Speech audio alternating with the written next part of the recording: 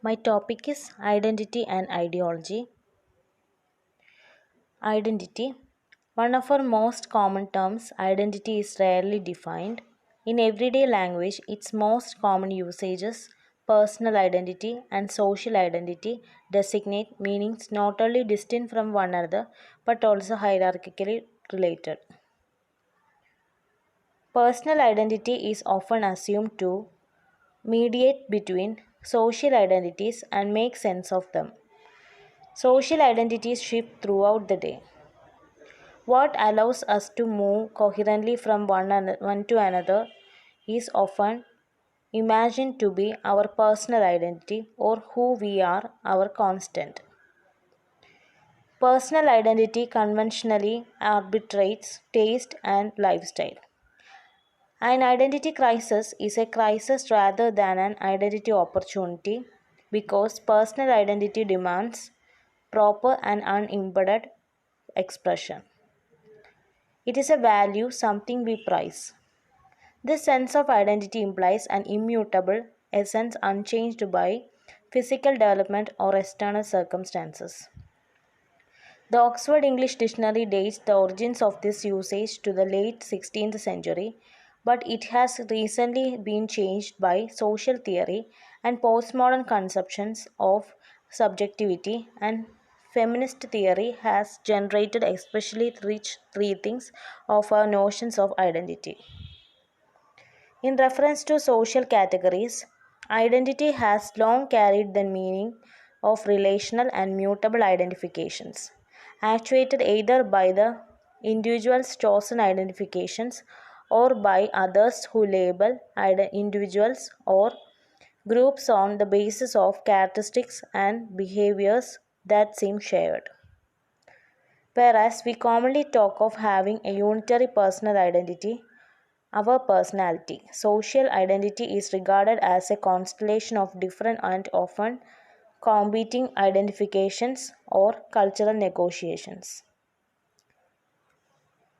Adrian Rich's volume of poetry, Your Native Land, Your Life, is one of example of such a negotiation.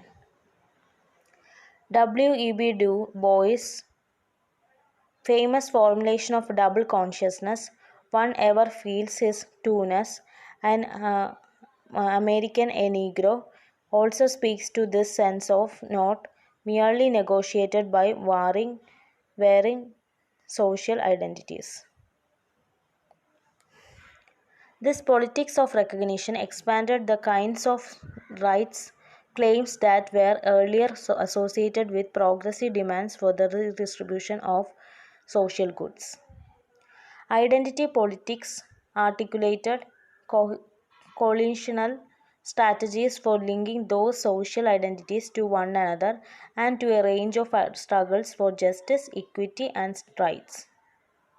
Group identities, religious, tribal, and national loyalties, especially, can be obstacles to building broader political coalitions and often have been the excuse for systematic social violence. The limits of group identity sometimes seem to outweigh any political benefit or affective comfort to be had by such belonging. Rejecting the notion of the self as the centered, transparent, or realized presence, a deconstructive notion of the subject argues that identification, the chief mechanism of identity formation, reveals identity's lack or absence.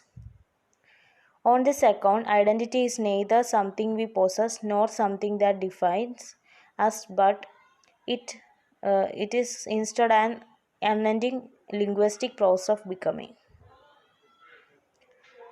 From popular culture to the reinvigoration of identity politics to the rise of new nationalisms, we see a persistent desire for identity. However, much identity may be constructed, illusionary, and unstable.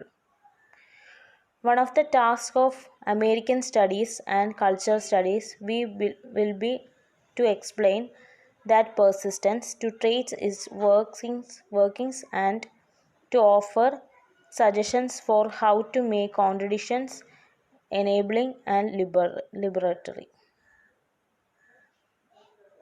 The call for a realistic identity politics is one such attempt to recognize the dynamic, variable, and negotiated character of identity in ways that reposition us toward a more just and equitable world.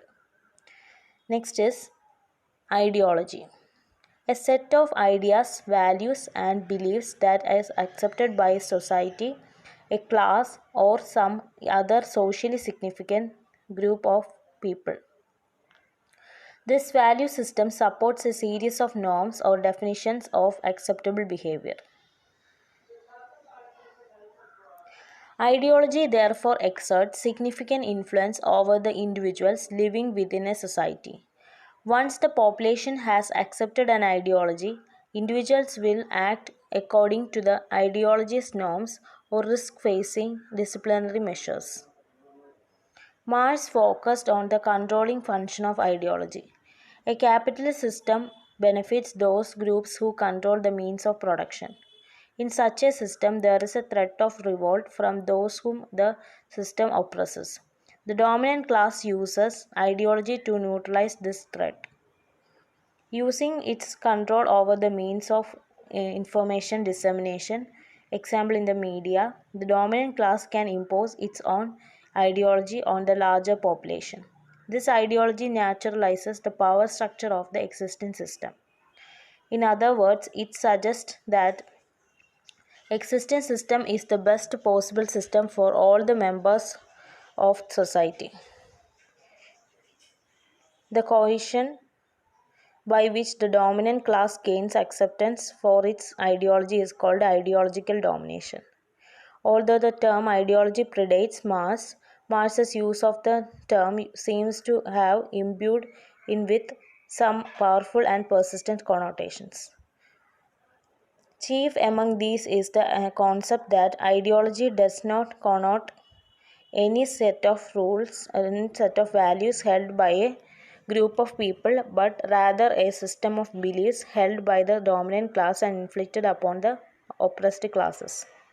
Such a framework makes it difficult to analyze the constant power struggles that go on in a society for control of the value system. To remedy this deficiency, Gramsci introduced the closely related concept of hegemony, which basically describes the situation in which a particular ideology has gained complete acceptance within a social group. The distinction made in the Stuart Hall textbook is that hegemony is basically ideology without the Marxist connotation of a fixed system imposed by a dominant group, that is government. Hegemony is open to negotiation or the constant power struggle between different social groups. As a theoretical concept, hegemony therefore allows for the investigation of this power struggle as it occurs in various media forms and other social sites. Hegemony and the aspect of power also link ideology to Foucault's concept of power or knowledge. Those who can control the system of meanings have power over the values of society and therefore the norms that regulate behavior according to these values. Different discourses struggle for control over the system of meaning and the power that comes with this control. In this way, discourse is very similar to an ideology in that it is a system of beliefs and practices. However, as with hegemony, discourse does not contain the overtone of coming from the dominant class that the term ideology has. Thank you.